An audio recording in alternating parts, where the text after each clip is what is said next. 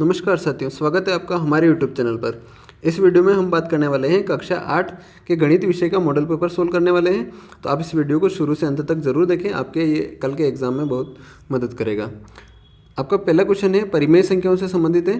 परिमेय संख्याएँ संवृत हैं, तो इसका जो आंसर है वो है आपका ऑप्शन नंबर स, योग, व्यवकलन और गुणन के अंतर्गत परिमेय संख्याएँ जो है संवृत होती है। यानी कि किन्हीं भी परिमेय संख्याओं का योग जो होता है वो भी परिमेय संख्या होता है, उनका व्यवकलन भी परिमेय संख्या होता है और गुणन भी परिमेय संख्या होता है। ये संवृत की जो है परिभाषा होती है। नेक्स्ट क्वेश्चन है आपके 8 की घात 3 की घन संख्या होगी। तो 8 की घात 3 की घन संख्या क्या होगी? 8 को 3 बार गुणा करेंगे तो 8 इंटू 8 इंटू 8 ये इसकी घन संख्या होगी। तो इसका जो मान होगा वो होगा आपके option number the 512। Next question आपके 1000 रुपये पर 8% साधारण ब्याज से 2 वर्ष का ब्याज क्या होगा? तो आपके जो साधारण ब्याज का सूत्र होता है वो होता है मूलधन इंटू समय इंटू दर बटा 100। तो इस सूत्र में आप मान रख के इसको हल करेंगे तो जो आपका हल होगा वो होगा 1000 मूलधन रख दिया और समय रख दिया आपने 2 वर्ष और दर रख दिया 8 और बटा में 100 से 2 जीरो से 2 जीरो कट जाएंगे और 2 इंटू 8 16 हो जाएगा और 16 इंटू 10 160। तो आपका जो आंसर आएगा वो ब्याज आएगा आपके 160 रुपये। नेक्स्ट क्वेश्चन है आपके एक कार 5 घंटे में 360 किलोमीटर दूरी तय करती हैं, तो 720 किलोमीटर दूरी तय करने में कितना समय लगेगा? तो सबसे पहले आपको क्या करना है, 5 घंटे और 360 किलोमीटर की दूरी है, इसके लिए आपको इसकी चाल ज्ञात करनी है। तो चाल का सूत्र होता है दूरी बटा समय। तो दूरी 360 और चाल जो है समय है 5 घंटे रख देंगे तो इसकी जो चाल आएगी वो आएगी 72 किलोमीटर प्रति घंटा। अब इसको हम दूसरी जो कंडीशन है 720 किलोमीटर वाली उसके अंदर रख के समय ज्ञात करेंगे। तो समय का सूत्र होता है दूरी बटा चाल। तो दूरी 720 किलोमीटर होगी और चाल जो है आपकी वो 72 किलोमीटर प्रति घंटा होगी। तो आपका जो समय आएगा इसको हल करेंगे तो 10 किलोमीटर आपका 10 घंटे आपका समय आ जाएगा। तो आपका जो आंसर होगा सही वो होगा 10 घंटे, option number the. Next question है निम्न में से द्विपदी व्यंजक हैं। तो द्विपदी जिसके अंदर 2 पद होते हैं वो है ऑप्शन नंबर स। नेक्स्ट है आपके 4 भुजाओं में से घिरी समतल आकृति क्या कहलाती है? तो सही आंसर है इसका चतुर्भुज कहलाती है। नेक्स्ट क्वेश्चन है आपके वह सबसे छोटी संख्या ज्ञात कीजिए जिसे 100 से गुणा करने पर पूर्ण घन संख्या प्राप्त होती है। तो आपका 100 है, 100 के हम क्या करेंगे गुणनखंड करेंगे तो 10 इंटू 10 हो जाएगा। तो कोई भी घन संख्या होती है उसके अंदर कोई भी संख्या 3 बार गुणा होती है। तो इसमें 10 इंटू 10 2 बार आ रहा है तो इसको एक और 10 से गुणा करेंगे तो आपके जो है 1000 प्राप्त होगा और 1000 पूर्ण घन संख्या होगी। तो इस प्रकार से जो आपका आंसर होगा वो 10 हो जाएगा। लेकिन इसको दूसरे तरीके से भी कर सकते हैं। इसका अभाज्य गुणनखंड कीजिए 100 का, तो 2 का भाग देंगे 50 बार, फिर 2 का भाग देंगे 25, उसके बाद 5 का भाग देंगे तो 5 और फिर से 5 का भाग देंगे तो 1 आ जाएगा। तो ये आपके अभाज्य गुणनखंड हो गए 2 इंटू 2 इंटू 5 इंटू 5। अब यहाँ पे 2 इंटू 2 2 बार आ रहा है और 5 इंटू 5 भी 2 बार आ रहा है। तो आपके इसको क्या करना है 3 बार बनाने के लिए एक तो 2 से गुणा करेंगे और एक 5 से गुणा करेंगे। तो ये 2 इंटू 2 इंटू 2 3 बार हो जाएगा और 5 इंटू 5 इंटू 5 3 बार हो जाएगा। तो इस प्रकार से आपके पूर्ण घन संख्या बन जाएगी। तो आपको गुणा किससे करना है 2 इंटू 5 यानी कि 10 गुणा करने पर ये संख्या जो है पूर्ण घन संख्या प्राप्त हो जाएगी। नेक्स्ट क्वेश्चन है आपके व्यंजक एक्स वाई वाई जेड और जेड एक्स का गुणनफल ज्ञात कीजिए। तो ये व्यंजक है, इनको गुणनफल करेंगे तो एक्स इंटू एक्स 2 बार आ रहा है तो एक्स स्क्वायर हो जाएगा, वाई इंटू वाई 2 बार आ रहा है तो वाई स्क्वायर हो जाएगा और जेड भी 2 बार आ रहा है तो जेड स्क्वायर हो जाएगा। तो इसका जो आंसर होगा सही एक्स स्क्वायर वाई स्क्वायर और जेड स्क्वायर। नेक्स्ट क्वेश्चन है आपके एक समबहुभुज की कितनी भुजाएं होगी यदि एक बाह्य कोण का माप 24 डिग्री हो? तो जो समबहुभुज का टोटल बाह्य कोणों का योग जो होता है वो होता है 360 डिग्री और समबहुभुज की भुजाओं की संख्या का जो सूत्र होता है वो होता है 360 बटा एक बाह्य कोण का मान। तो एक बाह्य कोण का मान आपके 24 डिग्री दे रखा है तो भुजाओं की संख्या ज्ञात करने के लिए 24 का भाग देंगे 360 में। तो ये इसको सोल्व करेंगे तो आपके जो भुजाओं की संख्या आ जाएगी 15 भुजाएं। नेक्स्ट क्वेश्चन है आपके एक आकृति दे रखी, ये आयत है और आयत का जो चौड़ाई है लंबाई है वो 14 सेंटीमीटर और चौड़ाई 7 सेंटीमीटर दे रखी है और इसका परिमाप ज्ञात करना है। तो आयत का परिमाप का सूत्र होता है 2 इंटू लंबाई प्लस चौड़ाई। तो 2 इंटू लंबाई प्लस चौड़ाई का मान रख देंगे 14 प्लस 7, 14 प्लस 7 जुड़ के 21 हो जाएगा और 21 इंटू 2 42 सेंटीमीटर आपका परिमाप आ जाएगा। नेक्स्ट क्वेश्चन है दी गई आकृति में एक नीली गेंद बी प्राप्त करने की प्रायिकता ज्ञात कीजिए। तो जो नीली गेंद है उसकी प्रायिकता, नीली गेंदों की संख्या इसमें 1, 2 और 3 हो जाएगी, 3 नीली गेंदें हैं। तो आपकी प्रायिकता का जो सूत्र होता है वो होता है अनुकूल परिणाम बटा कुल परिणाम। तो अनुकूल परिणाम इसमें क्या हो जाएंगे, 3 हो जाएंगे, क्योंकि नीली गेंदों की जो प्रायिकता ज्ञात करनी है उसकी संख्या 3 है। और कुल परिणाम इसमें टोटल 7 गेंदें हैं, तो 7 कुल परिणाम 7 हो जाएंगे। तो इनका मान रखेंगे तो जो प्रायिकता आएगी वो आएगी 3/7। नेक्स्ट क्वेश्चन है आपके, निम्नलिखित कथनों को पढ़कर सत्य और असत्य की पहचान कीजिए। तो पहला कथन है आपके 826 जो है वो 2 से विभाज्य है। तो ये 826 सम संख्या है, 2 से पूर्णतः विभाज्य है, तो ये कथन आपका सत्य हो जाएगा। नेक्स्ट है आपका 927 9 से विभाज्य नहीं है। तो आप 9 से विभाज्यता के जो नियम है वो है कि जो संख्या है उसके अंकों का योग करेंगे, योग में अगर 9 का भाग जाता है तो वो संख्या भी 9 से विभाज्य होगी, और नहीं जाता है तो नहीं होगी। तो अंकों का योग करेंगे जैसे हम, तो 9 + 2 + 7 ये 18 हो जाएगा। 18 में 9 का भाग पूर्णतः जाता है तो 927 विभाज्य हो जाएगी, जबकि इस कथन में दिया हुआ है कि नहीं है विभाज्य, तो ये कथन आपका असत्य हो जाएगा। नेक्स्ट क्वेश्चन है आपका, दी गई संख्या में इकाई का अंक 0 और 5 हो तो वह संख्या 5 से विभाज्य होती है। तो ये कथन आपका सत्य है। किसी भी संख्या, कोई भी संख्या है उसके इकाई का अंक 0 और 5 हो तो वो 5 से पूर्णतः विभाज्य होती है। नेक्स्ट है आपके 21 और y 5 और 9 का गुणज है। यहाँ पे y एक अंक है और y का मान 2 है। तो इस कथन को सत्य असत्य देखना है। तो यहाँ पे y का मान 2 रखेंगे और 9 का गुणज पता करेंगे। तो 9 का गुणज के लिए क्या करना है, इन अंकों का योग करना है। तो 2 + 1 + 2 + 5, तो इनका अंकों का योग हो गया 10। अब 10 जो है वो 9 का पूर्णतः गुणज नहीं है, तो ये संख्या भी आपके 9 का पूर्णतः गुणज नहीं होगी, तो ये कथन आपका असत्य हो जाएगा।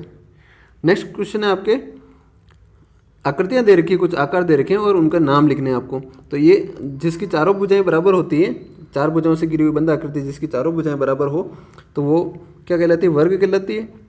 जबकि ये जो आकृति है वो शंकु है, ये बेलन है और ये घन है। और अगर आमने सामने की भुजाएं बराबर हो तो वो क्या कहलाती है, आयत कहलाती है। नेक्स्ट क्वेश्चन है आपके, पाई चार्ट दे रखा है। पाई चार्ट के अंदर 500 वाहन चालकों की विभिन्न गलतियों से होने वाली दुर्घटनाओं को दर्शाया गया है और पाई चार्ट के आधार पर क्वेश्चन का आंसर देना है। पहला क्वेश्चन है, सबसे अधिक दुर्घटनाएं किस गलती के कारण हुई हैं और वो कितनी हुई हैं। तो हम पाई चार्ट में देखेंगे तो सबसे ज़्यादा जो दुर्घटनाएं हुई है वो 30% वाहन चालकों की गलती के कारण हुई है। तो इसका जो मान निकालेंगे हम, तो मान निकालने के लिए क्या करेंगे, 30/100 × 500, 2 0 से 2 0 कट जाएंगे, तो जो इसका आंसर आएगा वो आएगा 150 दुर्घटनाएं जो है वो वाहन चालकों की गलती के कारण हुई है। नेक्स्ट है आपका, इसी के अंदर सबसे अचानक ब्रेक लगाने और सड़क की खराब स्थिति के कारण कुल कितनी दुर्घटनाएं हुई है, ये वाला क्वेश्चन। तो इसमें हम देखेंगे कि अचानक ब्रेक लगाने से 12% दुर्घटनाएं हुई है और सड़क खराब की स्थिति के कारण 15% दुर्घटनाएं हुई हैं। तो 12 + 15 आपके 27 हो जाएगा। तो टोटल 27% दुर्घटनाएं इन दोनों कारण से हुई हैं। और अगर इनका मान निकालना है हमको तो क्या करेंगे, 27/100 × 500, तो 2 0 से 2 0 कट जाएंगे और ये इसका जो आंसर आएगा वो 27 × 5 135 आ जाएगा। तो आपकी 135 जो दुर्घटनाएं हैं वो इन दोनों कारणों से हुई हैं। नेक्स्ट क्वेश्चन है आपका, एक समांतर चतुर्भुज RING दिया गया है और परिभाषाओं और गुणधर्मों के आधार पर रिक्त स्थानों की पूर्ति करनी है। तो ये आपके चतुर्भुज दे रखा है, समांतर चतुर्भुज है। इसमें क्या करना है, RG बराबर क्या है, तो RG ये भुजा है, तो ये भुजा आमने सामने की भुजा बराबर होगी तो ये इसके बराबर होगी। तो RG बराबर क्या हो जाएगा, IN, ये IN हो जाएगा।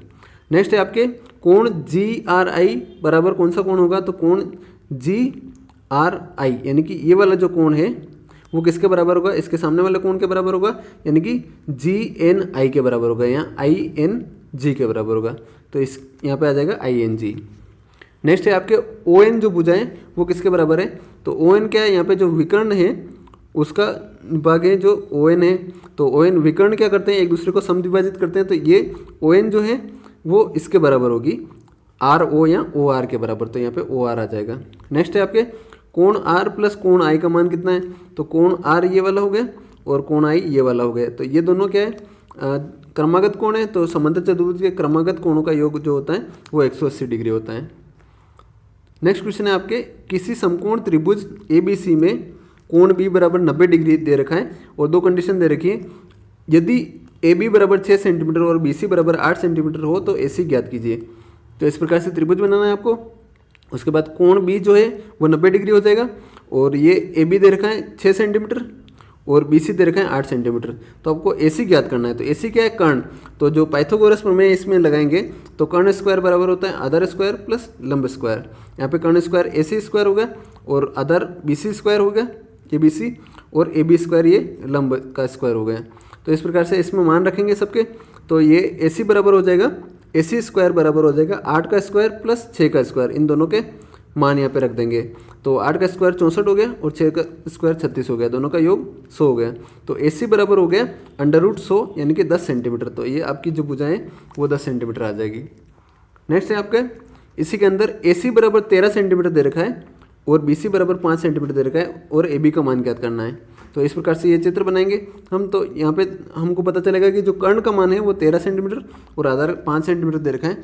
तो ये वाली भुजा आपको ज्ञात करनी है। तो इसी के अंदर मान रख देंगे। तो ए सी का मान रख दिया 13 सेंटीमीटर और बी सी का मान रख दिया 5 सेंटीमीटर। तो इस प्रकार से 13 का स्क्वायर बराबर 5 का स्क्वायर प्लस ए बी का मान ज्ञात करना है। तो ए बी स्क्वायर यहाँ पर रख दिया। अब इसको ट्रांसफर करेंगे तो जो ये 5 है, 5 को इधर लाएंगे तो हम 5 का स्क्वायर इधर 25 आ जाएगा और इधर 13 का स्क्वायर 169 आ जाएगा। तो 169 माइनस 25 आपके 144 हो जाएगा। तो ए बी स्क्वायर बराबर 144 हो जाएगा और ए बी का मान जो है इसका 144 का अंडर रूट निकलेगा। तो ये 12 सेंटीमीटर आ जाएगा। तो ए बी बराबर 12 सेंटीमीटर हो गया। नेक्स्ट क्वेश्चन आपके घातांक के नियमों का प्रयोग करते हुए मान ज्ञात कीजिए। तो आपके प्रश्न दे रखा है -4⁵ भाजक -4�8 दे रखी है। तो जब भी भाजक में हो तो क्या होगा, घातांक क्या होगी, एक दूसरे से माइनस हो जाएगी।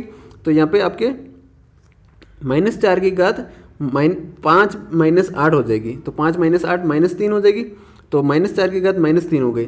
तो माइनस अगर किसी संख्या की घात माइनस में है तो वो बटेवा में आ जाएगी। तो इस प्रकार से 1/-4�3 हो जाएगी। तो -4�3 है यानी कि -4 को 3 बार गुणा करना है। 3 बार गुणा करेंगे तो एक तो माइनस आ जाएगा और 4 × 4 × 4 64 हो जाएगा। तो इसका जो आंसर आएगा वो आएगा आपके 1/-64। ये आपका आंसर आ जाएगा। नेक्स्ट क्वेश्चन है आपके यही घातांकों वाला ही है। 1/2⁵3 दे रखी है और इसका होल घात है आपके 2 दे रखी है। तो ये जो घात है ऊपर भी 1/2 हो जाएगी और नीचे 2⁵3 दे रखा है और इसका जो पूरी होल घात है वो 2 हो जाएगी। अब घात पावर के अंदर पावर हो, घातांक की घात हो तो वो दोनों गुणा हो जाएगी। तो 2 × 3 हो जाएगी यानी कि 6 हो जाएगी। 2⁵6 होगी और ऊपर जो है 1⁵2 है तो 1⁵2 यानी कि 1 स्क्वायर 1 ही हो जाएगा। तो 2⁵6 हो गया नीचे। तो 6 बार इनको गुणा करेंगे तो ये आपका जो आंसर आएगा वो आएगा 1/64। नेक्स्ट क्वेश्चन है आपके कुछ संख्या दे रखी है, इन संख्याओं को संख्या रेखा पर निरूपित करना है। तो पहली है -2/11, -5/11 और -9/11। तो हम देखेंगे कि ये संख्याएं जो है तीनों संख्याएं 0 से लगाकर -1 के बीच में है। तो हम ये संख्या रेखा दर्शा देंगे 0 से लगाकर -1 के बीच में।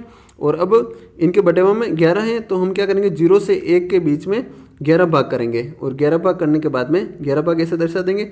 और फिर जो दूसरा भाग है यहाँ पे -2/11 हो जाएगा। पाँचवा भाग है वहाँ पे -5/11 और जो 9वां भाग है वहाँ पे -9/11। इस प्रकार से आपको इन संख्याओं को संख्या रेखा पर प्रदर्शित करना है। तो साथियों इस वीडियो में इतना ही। मिलते हैं नेक्स्ट वीडियो में, तब तक के लिए धन्यवाद।